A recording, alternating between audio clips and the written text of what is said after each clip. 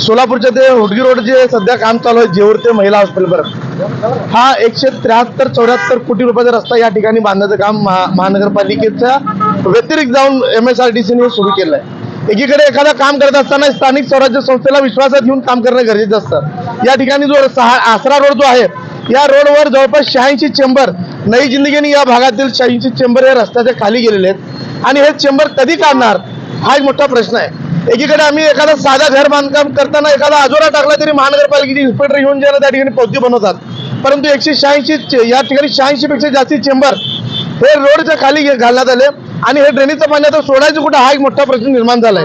एकीकडे भारतीय जनता पार्टी मोठमोठे प्रकल्प आणतो असं सांगितलं जातं, परंतु हे प्रकल्प भारतीय जनता पार्टीच्याच लोकांच्या घशात घातलं जातं। हे एक मोठा उदाहरण हा रस्ता आहे। सुभाष देशमुख जे दक्षिणचे आमदार आहे त्यांच्या भावाला सदरचा हा ठेका देण्यात आल्याची माहिती मला मिळालेली आहे। एकंदरीत आपण बघितलं की भारतीय जनता पार्टी एकीकडे काम करते असं दाखवते, परंतु तेच काम देणं आपल्या लोकांना कसं देऊन पैसे कमवायचं हा एक वेगळा धंदा भारतीय जनता पार्टीने सुरू केलं, एक वेगळी दुकान सुरू केले हे या माध्यमातून दिसतं। आपण या ठिकाणी बघितलं की हा जो रस्ता आहे आणि हा आपला डिमांडकडे जाणारा रस्ता आहे हे पूर्णपणे जे ना खाली गेलेला आहे आणि हा रस्ता वर आलेला आहे आणि पावसाच्या पाणी आला, ड्रेनेजचा पाणी आला तर ते पाणी कुठं सोडायचं हा एक मोठा प्रश्न निर्माण झालाय। मग त्या ठेकेदाराकडे सोडायचं, आमदार सुभाष देशमुखच्या बंगल्यात सोडायचं का महानगरपालिका सोडायचं हा एक मोठा प्रश्न आहे।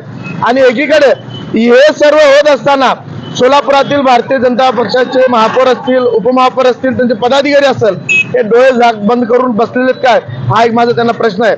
दुसरी एक गोष्ट सांगतो, महानगरपालिका आयुक्तांनी काल एक आदेश काढला सदरच्या रस्त्याच्या कामाला स्थगिती मिळावी म्हणून, पण एकीकडे महानगरपालिकेच्या अखत्यारीत त्यांच्या एरियामध्ये काम होत असताना महानगरपालिकेचे आयुक्त डोळ्याला पट्टी बांधून झोपलेले होते का हा एक प्रश्न मला त्यांचा आहे।